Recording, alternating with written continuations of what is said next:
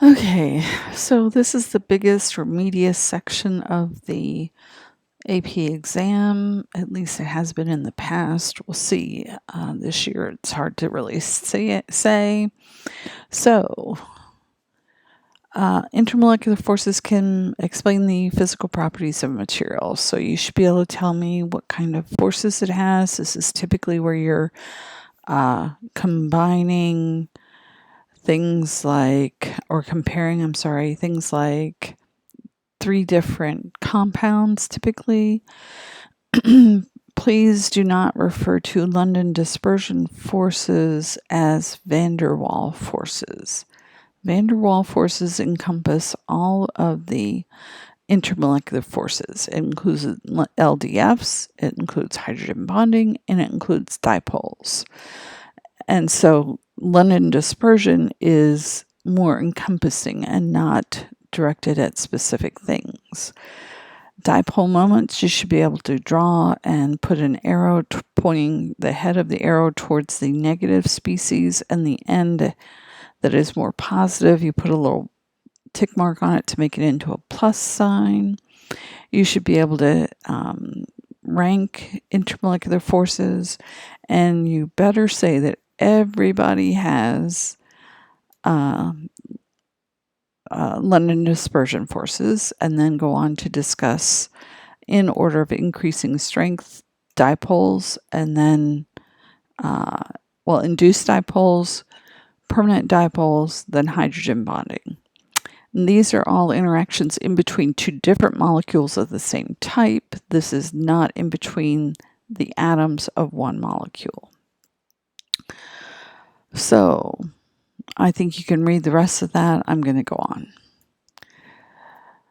So, intermolecular forces can explain the physical properties of a material.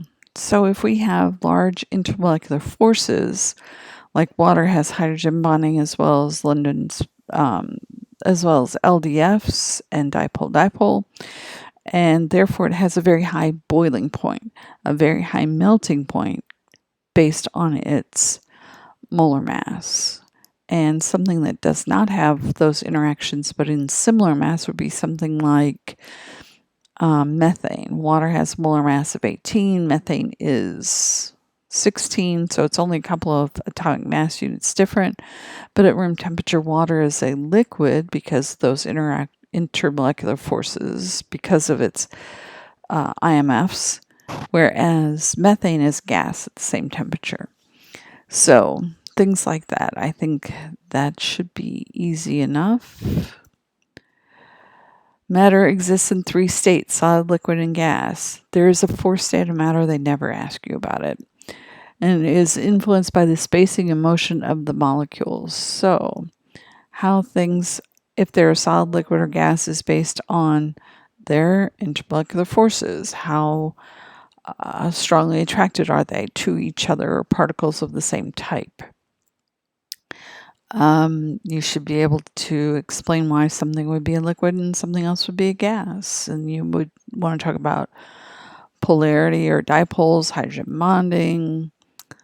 So I think this is pretty straightforward.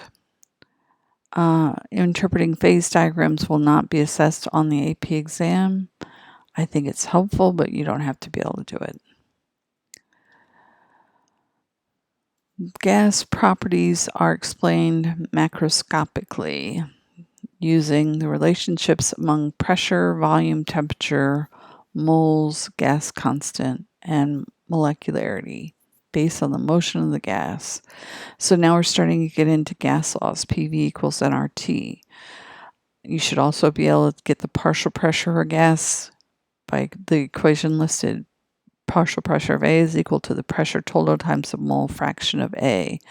To find the mole fraction of a particular gas, it would be the moles of A divided by the total moles.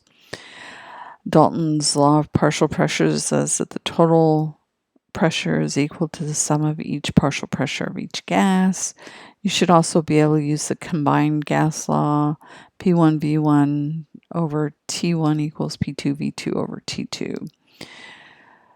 Gas laws are pretty straightforward. We've just done them, and we did them last year as well. Here we have kinetic molecular theory, some parts of that anyway, that the kinetic energy is equal to 1/2 the mass of that times the velocity squared. Kelvin temperature of a sample of matter is proportional to the average kinetic energy. So if they're at the same temperature, they have the same kinetic energy. But if we then look at the equation above that, that does not mean they have the same velocity because we have mass in that equation. So heavier particles at the same temperature would move slower than lighter particles. Maxwell-Boltzmann distribution just means that it's a bell-shaped curve, and we have at a given temperature particles that will be above and below that average kinetic energy, but the average will be centered in the middle of the data. You should know the postulates of the kinetic molecular theory. And they do love to do graphical representations in this area. Gas particles are explained macroscopically using the relationship among pressure, volume, temperature, moles, gas constant, and molecularity. So ideal gas law, you should be able to calculate things using that ideal gas law. And not only should you know PV equals nRT, but Mr. Polk Eats Dirt is another one that's pretty nice. You might want to go through what we've done in gas laws and make sure you have written for yourself all the gas laws you might want to have. This test is now open note, so you can have whatever you want written down. I am going to ask you for each unit to make a listing of things that you would want to know. I'm going to stop here and do the second part in another video. I don't want to get any of these too long. So, thanks for listening.